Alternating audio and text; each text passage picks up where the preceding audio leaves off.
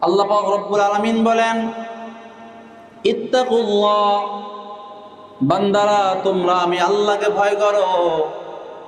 আল্লাহকে কেমন করে ভয় করা দরকার? বান্দা যখন নামাজের সামনে দাঁড়াবে, নামাজের সামনে যখন বান্দা দাঁড়িয়ে যাবে, নামাজ আদায় করবে, তখন আল্লাহকে যেমন ভয় পাওয়া দরকার, মনে মনে আপনার মধ্যে দুইটা জিনিস আপনার মধ্যে খেয়াল রাখতে হবে। এক নাম্বার হলো আমাকে আল্লাহ পাক রব্বুল আলামিন দেখতেছেন। দুই নম্বরে আমার সামনে আমার রব দাঁড়িয়ে আছেন, আমি তার কুদরতি পায়ে সিজদা করতেছি।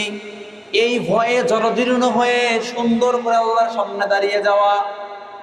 যেমনই করে কোনো ছাত্র শিক্ষকের সামনে একদম জড়সড় হয়ে দাঁড়িয়ে যায়, ছাত্র যেমন শিক্ষকের সামনে একদম ভীত হয়ে জীর্ণ শীর্ণ হয়ে দুহাত স্তব্ধ করে সুন্দর করে দাঁড়িয়ে থাকে, এরপরে যখন মিটিং মিছিল কাউন্সিলিং অথবা এমপিদের সমাবেশ, দেশের পুলিশিং কাউন্সিলিংয়ে যখন সমাবেশ বসে, সেই সময়ে অডিয়েন্স দ্বারা থাকে, প্রধান বিচারক কিংবা প্রধান যখন থাকে, তাদের সামনে অধীনস্থরা যেরকম করে চুপসে যায়, তার চেয়েও বেশি বেশি গুণে আল্লাহ পাক রব্বুল আলামিন সামনে দাঁড়িয়ে আছেন, এই ভেবে আমাকে একনিষ্ঠতার সাথে নামাজ পড়তে হবে।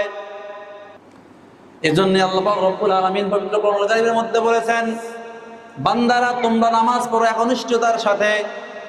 যখন তোমরা নামাজে দাঁড়িয়ে যাবা, আর ডানে বামে তাকার কোনো সুযোগ নাই, সালামের দেওয়া সালাম দেওয়া, সালামের উত্তর নেওয়ার কোনো সুযোগ নাই, বিপদের জন্য উহা শব্দ করাও জায়েজ নাই, কেউ মারা গিয়েছে ইন্না লিল্লাহ পড়ার সুযোগ নাই, হাসি দিলে অন্য সময় আলহামদুলিল্লাহ পড়তে হয়, নামাজের সময়ে নামাজ পড়তেছে আল্লাহর জন্য, আল্লাহর সামনে দাঁড়িয়ে আছে, এজন্য আল্লাহর ইবাদতকে ব্যতি রেখে হাসি দিলেও আলহামদুলিল্লাহ বলার প্রয়োজন নাই। নামাজের মধ্যে অন্তত আমরা এই ভয়টুকু ঠিকই করলাম। প্রিয় ভাইরা আমার, বন্ধুরা আমার, যে রব্বুল আলামিনকে নামাজের সময় আমরা ভয় পেলাম, একনিষ্ঠতার সাথে দাঁড়িয়ে থাকলাম, একা নামাজ পড়ি অথবা ইমাম সাহেবের সঙ্গে নামাজ পড়ার সময়ও ইমাম সাহেব হাত তুলে আমিও হাত তুললাম, ইমাম সাহেব রুকুতে গেল আমিও রুকুতে গেলাম, ইমাম সাহেব যতক্ষণ দেরি করলো আমিও দেরি করলাম, কোনো কমপ্লেইন করলাম না, সিজদা যতক্ষণ করা প্রয়োজন সিজদা করলাম, দেরি করতে কোনো কমপ্লেইন করলাম না, বৈঠকে বসে তাশাহুদ দরুদ শরীফ দুআয়ে মাসুরা পড়া পর্যন্ত অপেক্ষা করলাম, কোনো কমপ্লেইন করলাম না, কোনো কম্প্রোমাইজ করলাম না। সেখানে আল্লাহ পাক রব্বুল আলামিন যা বলেছেন তাই মেনে নিলাম। নামাজের সময় কিন্তু আর কোনো কিছু করলাম না, কারণ আল্লাহর ভয়ে। কার ভয়ে করলাম বলেন? আল্লাহর ভয়ে নামাজের সময় আমি একনিষ্ঠতার সাথে, আল্লাহ পাক বলেছেন জন্য একনিষ্ঠতার সাথে আমি দাঁড়িয়ে নামাজ পড়লাম। নামাজে পড়ার সময় যা যা করা লাগে, যে যে স্থানে দেখা লাগে সেই সেই স্থানে দেখলাম, এর বাইরে আমি কিচ্ছুও করলাম না। এটা হলো আল্লাহর ভয়। আল্লাহর ভয় এখন এই শুধু মসজিদের মধ্যেই থেকে যদি আমরা বাইরে যখন যাব, আল্লাহর ভয়কে মসজিদের বাইরে ভুলে যাওয়া যাবে না। সর্বপ্রথম শুকরিয়া জ্ঞাপন করতেছি মহান রব্বুল আলামিনের দরবারে, যে আল্লাহ সুবহানাহু ওয়া তাআলা পবিত্র জুমার দিন জুমা নামাজ পড়ার জন্য জুমার মসজিদে আপনাকে আমাকে আসার জন্য বসার জন্য তৌফিক দিলেন। এজন্য সেই মহান রব্বুল আলামিনের দরবারে কালিমাতুশ শুকরিয়া আদায় করছি। সকলে বলছি আলহামদুলিল্লাহ। দরুদ ও সালাম বর্ষিত হোক বিশ্ব মানবতার মুক্তির দূত সাইয়্যিদুল মুরসালিন খাতামুন নবিয়্যিন আশরাফুল আম্বিয়া রবিকুলের শিরোমণি জনাবে মুহাম্মদ রাসূলুল্লাহর উপর। সকলে বলছি সাল্লাল্লাহু আলাইহি ওয়াসাল্লাম। সম্মানিত উপস্থিতি, গত জুমাতে আলোচনা হয়েছিল আল্লাহ রাব্বুল আলামিনের প্রতি ঈমানদারদের ভয়। আল্লাহ রাব্বুল আলামিনের প্রতি বান্দার ভয় এবং ঈমানদারের ভয় কেমন হওয়া দরকার সে বিষয়ে গত জুমাতে আলোচনা করা হয়েছে। আজকে তারই ধারাবাহিকতায় ঈমানদাররা আল্লাহ রাব্বুল আলামিনকে কতটুকু ভয় করবেন, কোন কোন জায়গায় কখন কিভাবে ভয় করবেন সে ব্যাপারে আলোচনা করার চেষ্টা হবে। ওমা তাওফীক ইল্লা বিল্লাহ। সম্মানিত উপস্থিতি, আল্লাহ পাক রব্বুল আলামিন আমাদেরকে, আল্লাহ সুবহানাহু ওয়া তাআলা আমাকে আপনাকে এই পৃথিবীতে পাঠিয়েছেন। আল্লাহ রব্বুল আলামিন লক্ষ্য উদ্দেশ্য করে আমাদেরকে পাঠিয়েছেন। এই পৃথিবীতে আল্লাহ পাক রব্বুল আলামিন আমাদেরকে এমনি এমনি পাঠায়নি। আল্লাহ সুবহানাহু ওয়া তাআলা 18,000 মাখলুকাত সৃষ্টি করেছেন। তন্মধ্যে মানবকে, ইনসানকে আশরাফুল মাখলুকাত বলেছেন, সমস্ত মাখলুকাতের চেয়ে সম্মানিত করেছেন। বলুন সুবহানাল্লাহ। সমস্ত মাখলুকাতের চেয়ে প্রাধান্য দিয়েছেন এবং আমার আকৃতি, আমার সৌন্দর্য, আমার সম্মান কেমন, আল্লাহ পাক রব্বুল আলামিন পবিত্র কালামুল্লাহ শরীফের বেশ কয়েকটি জায়গায় আমার আপনার প্রশংসা করেছেন। বনি আদমের প্রশংসা করেছেন, আমার চেহারার আল্লাহ রব্বুল আলামিন প্রশংসা করে বলেছেন তোমার চেহারাটা খুবই দামি। লাকাদ খলাকনাল ইনসানা ফি আহসানি তাকওয়িম। আল্লাহ বলেন তোমার অবয়বটা, তোমার চেহারাটা আমি অনেক সুন্দর করে পছন্দ করে নিজ কুদরতি হাত দিয়ে সৃষ্টি করতে। বলেন সুবহানাল্লাহ। এরপরে বনি আদমকে আল্লাহ রাব্বুল আলামিন বলেন ওয়ালাকাদ কাররামনা বনি আদম, আমি বনি আদমকে সবচেয়ে সম্মানিত করেছি। বলেন আরেকবার সুবহানাল্লাহ। আমরা সম্মানিত, আমরা সৃষ্টির আকার আকৃতির দিক দিয়েও সৌন্দর্যতার শীর্ষে, তো আমরা সম্মানী হলাম, আকার আকৃতি দিয়ে সৌন্দর্য হলাম। আমাদের চেহারা একজনের চেহারার সাথে আরেকজনের চেহারার কোনো মিল নাই। এত সুন্দর করে সুনিপুঞ্জ সৃষ্টি আমাদেরকে আল্লাহ রাব্বুল আলামিন করলেন। আল্লাহ রাব্বুল আলামিন আমাদেরকে পৃথিবীতে পাঠিয়েছেন তার হুকুম মেনে চলার জন্য, তার দাসত্ব করার জন্য, তার গোলামি করার জন্য, তার বন্দেগী করার জন্য। আমরা আল্লাহ রাব্বুল আলামিনের বন্দেগী শুধু জুমার দিনে করব তা হবে না, ঈদের সময় ঈদে নামাজ পড়বো তা হবে না, কুরবানির সময় কুরবানি দিব মনে করবো আমার মুসলমানিত্ব এখানে শেষ, তা হবে না। আল্লাহ পাক রব্বুল আলামিন বলেন সদা সর্বদা তোমরা আমি আল্লাহকে ভয় করো, যেমনই ভয় করা দরকার ঠিক তেমনই তোমরা ভয় করো। সম্মানিত উপস্থিতি, আল্লাহকে আমাদের কেমন ভয় করা দরকার? আল্লাহকে তেমনই ভয় করা দরকার যেরকম ভয় করলে আমার দ্বারা কোনো গুনাহের কাজ হবে না।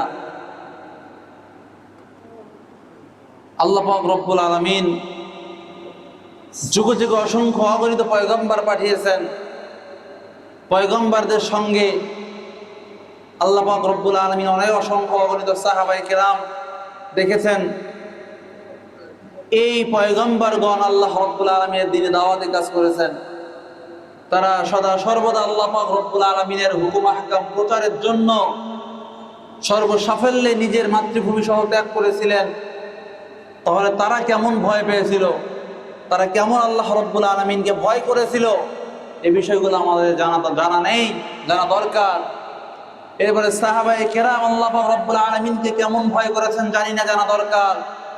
সাহাবায়ে কেরামের পরবর্তী শাসনামল খলাফায়ে রাশিদিনের জিন্দেগিতে কেমন শাসনামল ছিল, তারা আল্লাহ পাককে কেমন ভয় পেয়েছিল, এই বিষয়গুলো আমাদের জানা দরকার।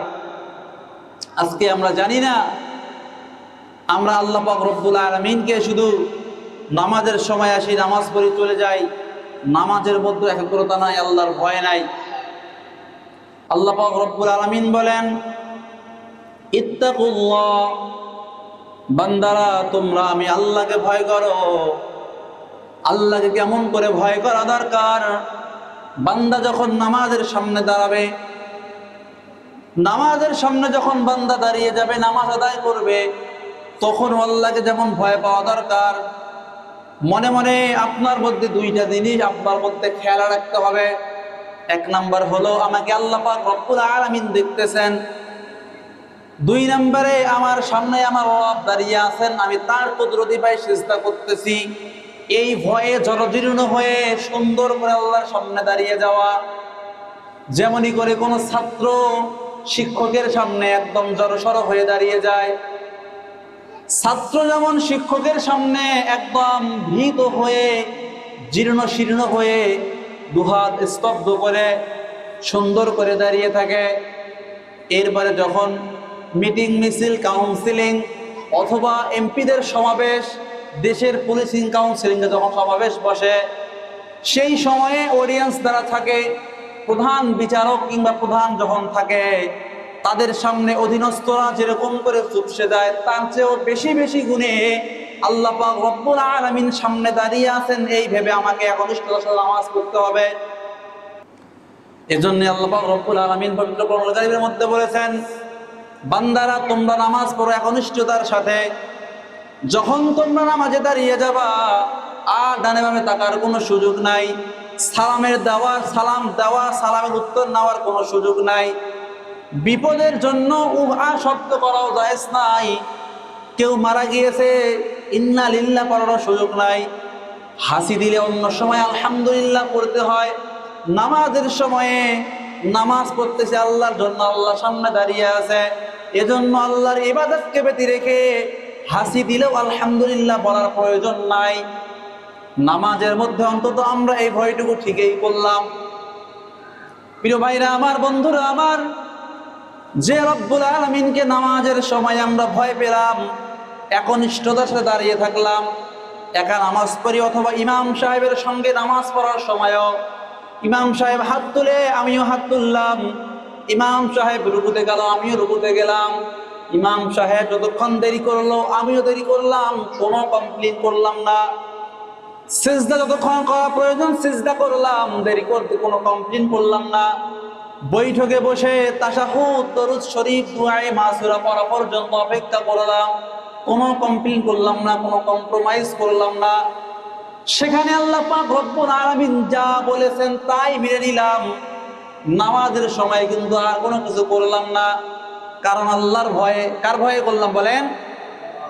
আল্লাহর ভয়ে নামাজের সময় আমি একনিষ্ঠতার সাথে, আল্লাহ পাক বলেছেন জন্য একনিষ্ঠতার সাথে আমি দাঁড়িয়ে নামাজ পড়লাম।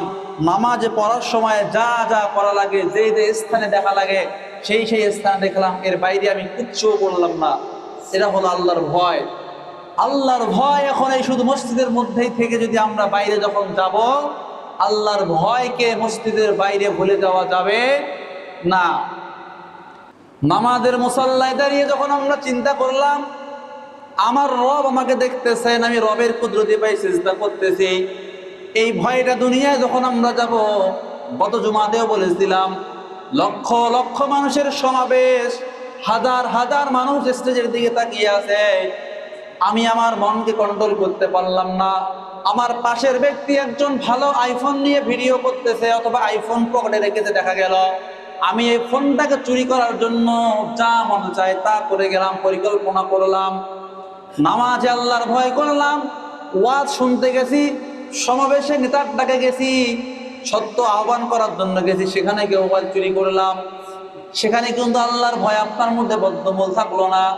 আল্লাহর ভয় আপনার অন্তরে যদি থাকতো, ওই সময়ে আপনি অন্যের পকেট থেকে টাকা চুরি করতেন না, অন্যের পকেট থেকে মোবাইলটা চুরি করতেন না, অন্যের পছন্দের মোটর সাইকেলটাও চুরি করতেন না, অন্যের পছন্দের বাইসাইকেলটিও চুরি করতেন না।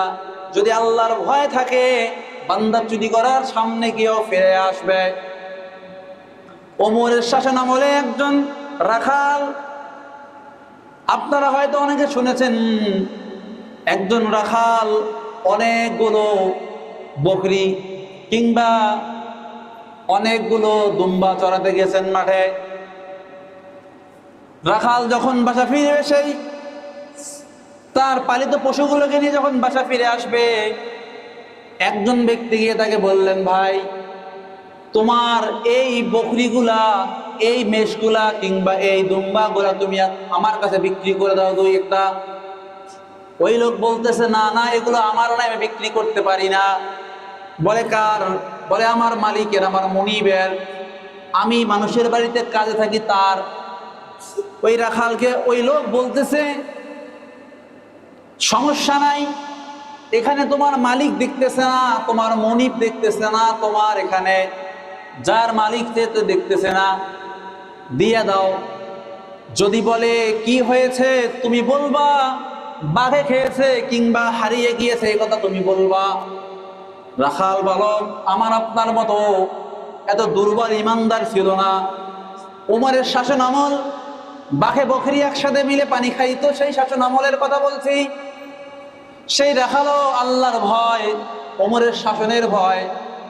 তিনি বলতেছেন, আমাদের দেশে এমন একজন শাসক আছে, জানি সেও দেখবে না, মনে করলাম ছেড়ে দিলাম, কিন্তু শাসকের শাসক আল্লাহ আমাকে দেখতেছেন, আপনাকে দেখতেছেন, আমি তার চোখ কিভাবে ফাঁকি দিয়ে বলুন সুবহানাল্লাহ। সে রাখাল যদি চাইতো, সে রাখাল যদি ভাবতো যে আসলে তো বলতে পারতাম যে না আমার দুইটা বকরি বা দুইটা মেষ বা দুইটা দুম্বা হারিয়ে গিয়েছে অথবা বাঘে ধরে খেয়েছে, মালিক কিছুই বলতো না। কিন্তু ওই রাখাল কার ভয়ে বিক্রি করে নাই বলেন? আল্লাহর ভয়ে বিক্রি করে নাই। কার ভয়ে? আল্লাহর ভয়ে ওই রাখাল ছাগল দুম্বা উট কোনো কিছু দেয়নি, আল্লাহর ভয়কে কাজে লাগিয়ে বলছে যে না দেওয়া যাবে না, আমি দিলাম আপনাকে, আমার মালিক দেখলো না, ঠিক আছে মালিকের চোখ ফাঁকি দিলাম, ওমরের সকল পুলিশ বাহিনী আনসারদের চোখ ফাঁকি দিলাম, ওমরকেও ফাঁকি দিলাম, কিন্তু আল্লাহর চোখ ফাঁকি দেওয়া সম্ভব নয়, আমি এ কাজ করতে পারবো না প্রিয় ভাই। আর আজকে যদি আমার কাছে কেউ একটা টাকার বস্তা নিয়ে আসে আর যদি বলে আপনি তো ভেন্ডার সাহেব, দলিল লেখক মানুষ, দেন একটা সিগনেচার ভাই উল্টায় দেন, আমারটা এইভাবে খারিজ করে দেন, আমি টাকার লোভে পড়ে রাতকে দিন করে দিনকে রাত করে তিলকে তাল বানিয়ে সিগনেচার দিয়ে তাকে আমি বলে দিলাম ঠিক আছে ভাই চিন্তা করিয়েন না, আপনাকে পাশ করে দিব। প্রিয় ভাই ও বন্ধুরা, দুনিয়াতে হয়তো আপনি কয়েকশো কোটি টাকা কামিয়ে, কয়েক লক্ষ টাকা কামিয়ে আপনার ভাইকে ঠকিয়ে, মেয়েকে ঠকিয়ে, অথবা নিজের সহোদর ছোট ভাইকে ঠকিয়ে নিজেকে আপনার চালাক মনে হয়, নিজেকে আপনি হেডন প্রকাশ করেন যে আমি খুব চালাক, আমি খুব গর্বিত, আমার অনেকগুলো আছে, ভাই ব্রাদারদের থেকে আমার ভালো। এটা আপনার গৌরবের নয়, এটা আপনার ধ্বংসের, এটা আপনার ক্ষতির কারণ, এটা আপনার লজ্জার বিষয়, এটা আপনার হীনমন্যতার বিষয়। প্রিয় ভাই বন্ধুরা আমার, সদা সর্বদা ভয় করতে হবে আল্লাহকে। আমি যে কাজটি করতেছি এটা কি সঠিক, এটা কি ন্যায় নাকি অন্যায়? যদি আমার মধ্যে আল্লাহর ভয় থাকে অবশ্যই আমি সেই কাজটা করব না।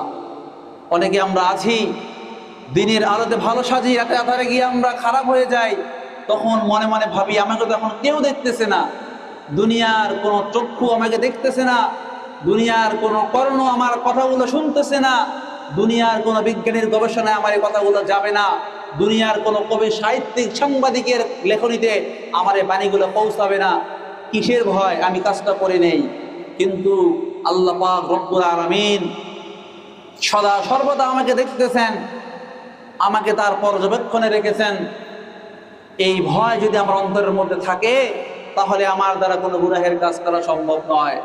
প্রিয় ভাই বন্ধুরা, আল্লাহ পাক রব্বুল আলামিনের ভয় আমাদের অন্তরে আনতে হবে।